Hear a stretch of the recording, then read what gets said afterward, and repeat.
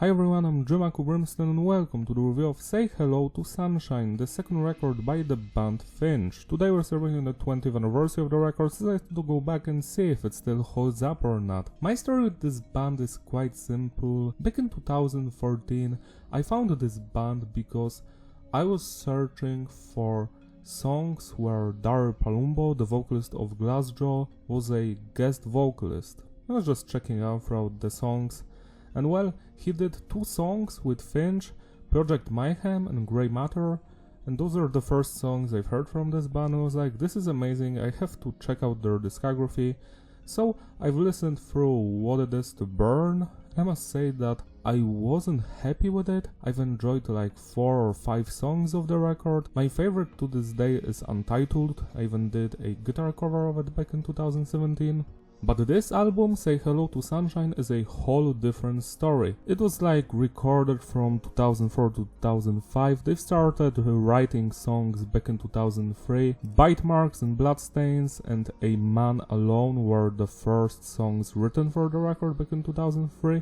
For some reason, the track Worms of the Earth was not featured on Say Hello to Sunshine. I have no clue why. Also, a long-time drummer, Alex Paz, left in early 2004. He wasn't vibing with this stuff, so that's basically why they've replaced him. The lineup for this record is Nate on the vocals. He's been the vocalist on every single release, even the unreleased albums. Randy and Alex on the guitars, also founding members who are on every single release. Derek on the bass. This is his last release with the band, and Mark Allen on the drums. This is his only release with the band. We also have several producers like Jason Kapp, Ben Mur, and even the band themselves. Probably because those producers were very expensive, so they were like, we need to produce this ourselves as well. The production is tight, it's clean but heavy, no noise, no clipping, just the way I like it. I love the clarity of it. The punchiness, how the drums and the guitars are mixed, how the bass is so audible, you have no problems hearing it, and the vocals are mixed perfectly as well. Yeah, it's the best sounding Finch record, even to this day. Message is diverse. The songs are mostly about personal struggles, society, philosophy, a couple of songs based on Edgar Allan Poe's stories, so that's interesting. It's a serious record with a dark lyrical content. The album's title, Say Hello to Sunshine, is taken from the song Ravenous, and it's like satire, you know, it's like ironic because this record is probably their heaviest piece of music. And yeah, I do enjoy the album's title and especially the album art. It seems very art deco, it reminds me of BioShock video games. Love that stuff. Structure of the tracks is between basic and advanced. Usually we got an intro, verse, pre-chorus, chorus, verse, pre-chorus, chorus, bridge, chorus, outro. Some of the songs deviate from that stuff, like the Casket track, which just breaks the structure entirely. It still has a chorus and pre-chorus verses, but they are placed in different spots, so yeah, you're never going to know what's going to happen next. The same thing happens on Hopeless Host, which has a lot of stuff thrown into the bridge sections, like 3 to 5 segments. The songs are structured well, I have nothing to complain about. When it comes to the music on this record, it's very different from the previous album, which was just post-hardcore, you know, generic post-hardcore I would even say. This one takes a lot of influences from alternative rock, even metal, nu metal. Musically it sounds like a mix of Incubus, the Make Yourself era, mixed in with some early Glassjaw, some The Dillinger Escape Plan on the Casket song. Yeah, it's very interesting and it sounds to this date very unique because I haven't heard a lot of records sounding like this one. Like, this is a weird mix of influences and it does work. The fans of the earlier Finch stuff were very disappointed with this album, and I can see why, because it sounds like a completely different band. And to me that's a good thing, because I didn't enjoy the previous stuff. When it comes to the musicianship on this record, let's start with the new drummer. I love his groove, the style, the precision of his playing. He's like perfect for this thing. Like, I love every single section he came up with. I am not sure if he did write all of the drum parts or if some of them were already written by the previous guy, but still kudos to him, great job. Next we've got the bass work by Derek. The bass is audible, he mostly follows the guitars, but we have some moments on this record where he plays by himself or with the drummer and he comes up with his own melodies, like he doesn't follow the guitars all the time. Sometimes he just goes off on his own and that's very nice. Kudos to him as well. Next we've got the guitar work and I love it. The crunchy hardcore riffs mixed with more harmonics, more laid back melodies in the background. Some nu metal eerie melodies on some of the songs like Fireflies or Hopeless Host for example. Yeah, I love all of that stuff. The guitars bring in the variety of the sounds and they make the record sound unique. Next, let's talk about some other instruments. We get a keyboard on one of the tracks and it works well, so yeah, I do enjoy it. Finally, let's talk about Nate's vocals. I love his clean singing on this record. It's miles ahead or streets ahead compared to the stuff he did on the debut record, because there he sounded so whiny and emo-like, and here he sounds like an actual singer that has talent, so I love that. Then the screams and the growling, also fantastic. I did not expect to hear like 2 growls on this record because he does them. The screaming also very ferocious, vicious, angry, love that. The vocals are very emotional. When it comes to his screaming and shouting, he sounds kinda like Mike Patton from Faith No More, but his clean singing is like a mix of Dar from Glassjaw, Brock from 36 Crazy Fists, Brandon from Incubus, the Science Make Yourself era, and for some reason some of the choruses on this record remind me of that Alien Ant Farm Anthology album from 2001. So that's what I'm thinking about as I'm hearing the vocals. But yeah, the vocal performance is flawless. For me personally, it's the best part about this record because you can just sing along or scream along and you're having so much fun. Now, let's rate individual tracks. The album opens up with Insomniatic Meat. This is a great opener. It's very dark. It seems like there is no hope. It has that vibe about it. I love the screaming on this song. The singing is also fine. The structure is very interesting and the track ends on a very weird outro like ambient noises. It's a great track. I have nothing against it. I'm always happy when the record starts with it. It's not the best song here. I don't know why they play this one live when this record has so many better songs, but I do love everything about it. 10 out of 10. Revelation song. This one is better than the previous. I love the singing. God in the middle today, God is a man to say that you're enduring again. I don't remember the correct lyrics, but I love the singing. The chorus, the bridge part with the screaming, and the drummer just goes off in the bridge part. He just punches that snare so much. I love every single thing about this track. It's the highlight of this record for sure. 11 out of 10. Brother, bleed brother, what have you done, my son, with your desire? So this is my favorite Finch song.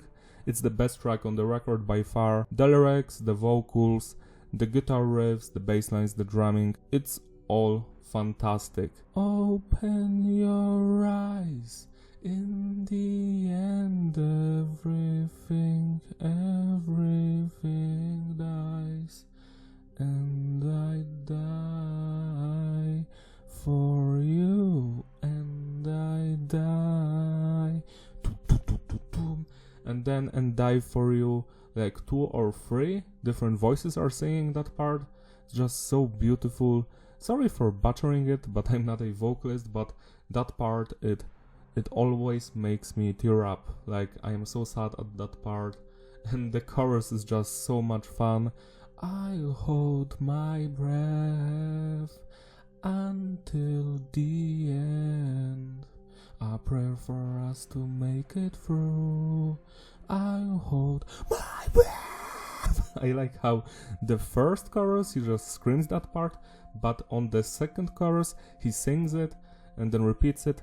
I love that there's variety even in the choruses, so yeah, this song is a banger, 12 out of 10. A Peace of Mind, this one is also very unique sounding. It sounds like a soundtrack for a racing video game on PC in 2001 or 2002. It sounds like something that would play in Need for Speed, Porsche Unleashed or Hot Pursuit 2. It has that vibe musically. I love it.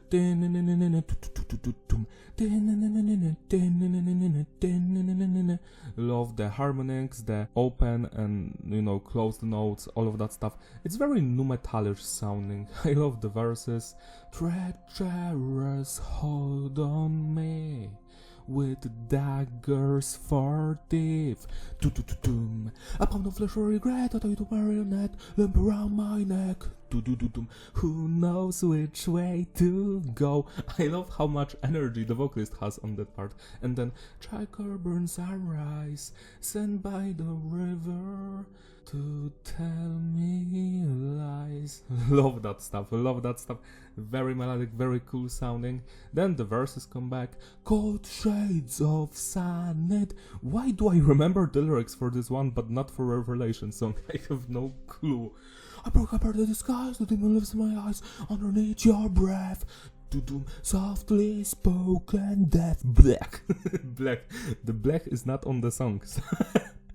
So yeah, hate that it tastes this way. Medicine gets so stale. I got from peace of mind. When will you listen? I'm only made. That's the chorus basically. Then we get the bridge with some, I guess, spoken word, like some talking. Then bridge like explodes. Then we get the chorus, and I must say that this is my 4th favorite song on this record. I love listening to it. It's such a good vibe, It puts you in a great mood for some reason. 12 out of 10. Ink has a great intro. It has a cool, very dissonant vibe to it. The verses have very weird vocals, like a goblin or something. I do enjoy it. Again, a lot of nu metal vibes on this one. I love the chorus so much. That's my favorite part of the song. They are on the back of your next line, so another way out. The Armenians have escaped. Again, it sounds very Alien and Farm influence on the vocals. I don't know why, it just reminds me of that. Yeah, this is another banger. Every section here slaps. 11 out of 10. Fireflies is another highlight of this record. I love the bass intro, very cool sounding bass. The verses, very beautiful. I love the vocals on them. But then the chorus happens, the best part of the song, yet again. Fireflies illuminate your eyes.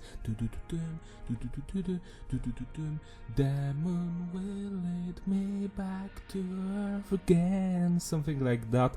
He sounds very Incubus-like in the chorus, the singing. Such a great song. I have nothing to complain about here. It's a vibe. 10 out of 10. Hopeless Host is another interesting track because while A Peace of Mind, Brother Be Brother were more personal when it comes to the lyrics, this one is even more. It's about the vocalist and how he thinks his body is breaking down, how fragile we are as human beings. It's interesting, the song has a very different vibe. I like the opening, the guitar is very crunchy, heavy, the verses with weird vocals, I feel the pain, very nu metalish sounding. I love the pre-choruses because they have lots of screaming. I look so special when I look in the mirror. It's very interesting sounding. The chorus slaps. It sounds like, pills are contagious, something like that. The chorus is interesting, but the bridge is my favorite part, that try as I may inside. This creature's still alive, because when he sings that, underneath we have screaming as well. I love when music has that, 2 or 3 vocals underneath to build up the chorus even more, to add more variety to it, because besides the singing there's screaming, shouting, and it just works. Then we get more mellow piece of the structure. And after that, yo, plus us, screaming, then sick, no, sick. I love that part because it's like an explosion of energy, so much intensity there. This one is also the highlight of the record for me. It's not my favorite song, but with such a album where almost every song is above masterpiece status, it's hard to choose your favorites, but this one is interesting as well. I love the heavier parts and the bridge. I guess the weakest part of the song is the chorus, but it's still fantastic. 10 out of 10, reduced to Thief. This one is that track about Berenice, a story by Edgar Allan Poe, where a dude buries his wife because she's pronounced dead, but she isn't dead, but he just, I don't know, removes all of her teeth. It's a weird fucked up story, but I do love this song, the harmonics on the guitars in the verses. Behind the mask, only for so long, before being exposed to the sun, something like that. The moon is up, whisper of the deaf, do you wrong? Patience, better, patient doctor, plastic stitching bandages, the aftermath would up to this, the fear for break, it would take out, so to live like this. I love that. The weakest part of the song is the chorus, which is weird, but I do enjoy it. But the verses, the pre-chorus, all of that goes so hard, and then we have the bridge part.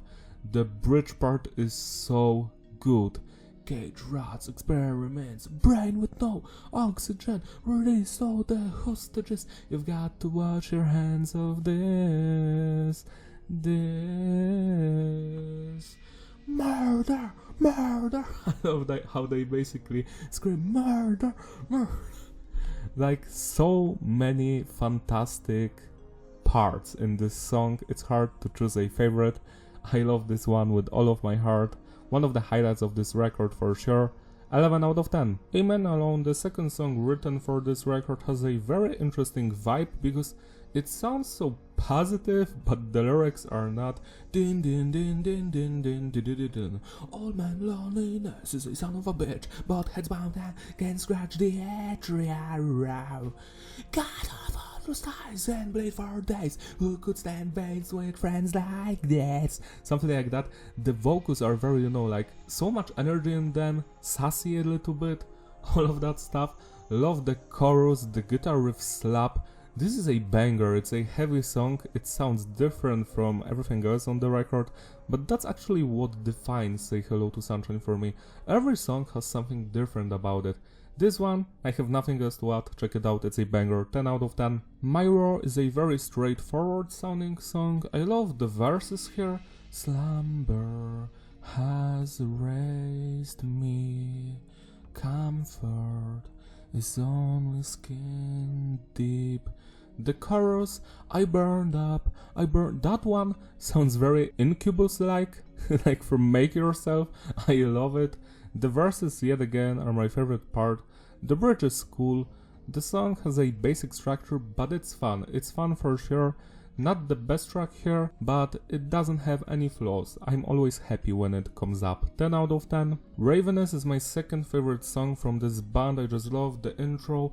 Below the earth flies a serpent, fire and brimstone. Remove the backbone, say hello to sunshine, wake up your raptors, to-doom, wow, to-doom, wow, to-doom. And the chorus, the temple is me, something to believe in, is something to bear, the evidence is all we taste. The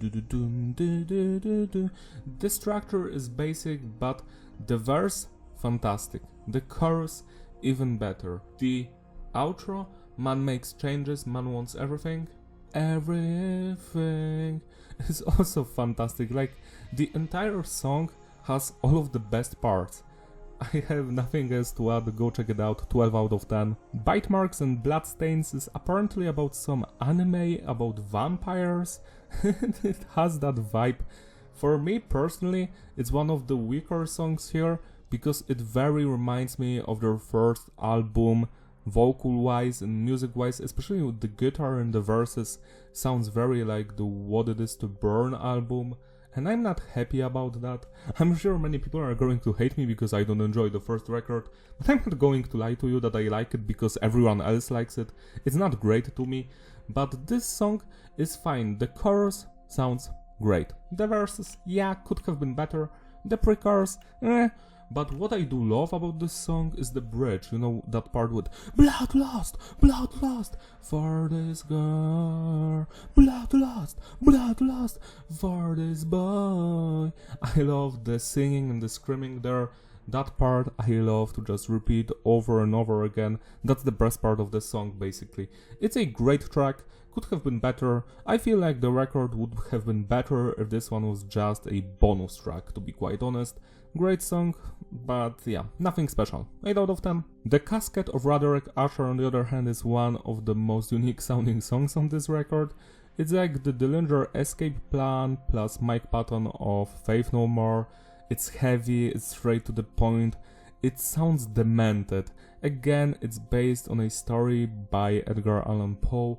I love the singing, the screaming, the growling, the shouting on this song, the guitar riffs, they sound just insane. It's an insane song.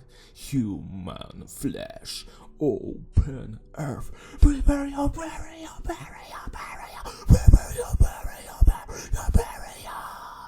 That's what it got, it just sounds so fucking funny to me. But yeah, this song is great. Behind seem to love the screaming, just the vocals have that nu metal edge to them because the vocals just losing his mind. It's very Glassjaw induced, you know, because the first two records by Glassjaw were produced by Ross Robinson, the nu metal producer. Daryl on those records was like and here it has the same energy, the same vibe. I especially enjoy the second time he says prepare your burial, prepare your burial, because it sounds like his voice just cracks. He's just dying in the vocal booth the second time, and that's my favorite part of the song. Yeah, this one, so much fun. It's the third best song on the record by far. This album without this song wouldn't be as special as it is right now. 11 out of 10. Dreams of Psilocybin, or however you pronounce that shit. This is the final song on the standard release of the record. I wish it was cut from the album, not because it's bad or anything, it's just the weakest song for me. It's still fun to listen to. I don't enjoy the long intro, which actually is absent on the demo version. The demo version sounds like it has more energy vocally and musically. The album one is like, but the chorus is great and I do enjoy the bridge.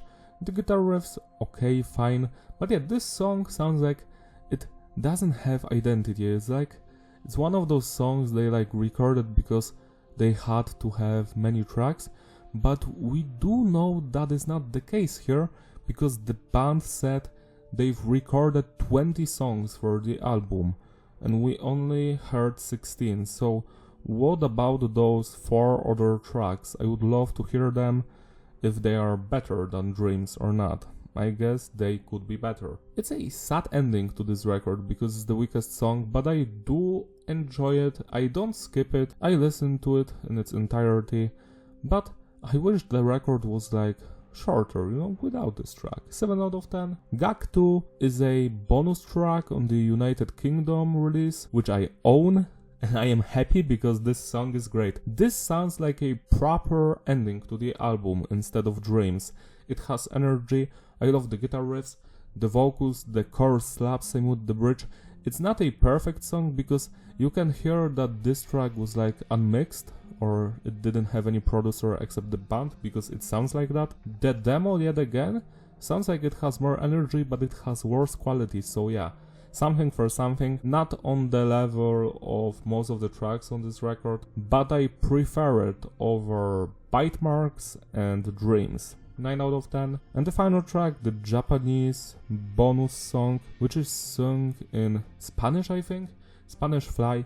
This one is like an acoustic song. I love the progression here. The second part of the track with beautiful singing is so good. The opening not so much, it's just okay, but I do enjoy this track yet again more than Dreams and Bitemarks. It sounds like a B-side, it is a B-side, but still great track. 8 out of 10. To sum it all up, the consistency is stable, the flow is fitting, repeatability. Yeah, it's a masterpiece. I love this record from beginning to the end. This could have been a legendary album if it was shorter, you know. Just leave the first 11 songs and the Casket plus Gag 2 as the ending, you know, just 13 tracks, remove Bitemarks and Dreams and Spanish Fly, you know, just make these songs like bonus tracks for Japan or Deluxe Edition. And I wish we could hear the other 4 songs that were recorded during Say Hello to Sunshine sessions, because I just want to hear them, to compare them with the album. Maybe they've recorded some golden tracks that we will never hear and it just pisses me off. This is a fantastic album, it's the best in Finch's discography. It's funny to me that this band like broke up 4 times, but officially they have only 3 records, so what the hell is going on there? It's funny because after Say Hello to Sunshine I would say that my second favorite record is the unreleased one. I think it's called Phantasma from 2016. That thing, it's on YouTube, it has like 9 songs that were leaked by the vocalist, and the other 2 that were leaked by the band, but the band was wrong because there's some drama that the vocalist didn't want to sing on those songs, the band did because they sounded too poppy, and he was right because the demos he leaked were way better. They sounded like Say Hello to Sunshine, which is a good thing. That's everything, I guess. Go check this record out, celebrate its anniversary, it deserves your love and attention. For me, the best songs here are Brother, Bleed Brother, Ravenous, A Peace of Mind, The Casket, Reduced to Thief, Revelation Song, Ink, Fireflies, Hopeless Host, Miro, and A Man Alone. Don't forget to like and subscribe, follow me on my Instagram, links in the description. I have there, you know, a short review of this record and photos of it, you know, the United Kingdom edition, which I bought years ago, and I'm happy that I did because I just love the liner notes and the album art. All of the art in the album just looks so great. I just love Art Deco and that weird Bioshock style. Write down in the comments if you enjoyed this record or not. Do you remember when it was released? Maybe you've been a fan of Finch since 2002. I would love to hear your opinions. If you want, support me on my Patreon, links in the description as well, or just become a YouTube member so I can make more videos like this one, because I don't do them much often, because they take a lot of time. So yeah, see you next time, bye!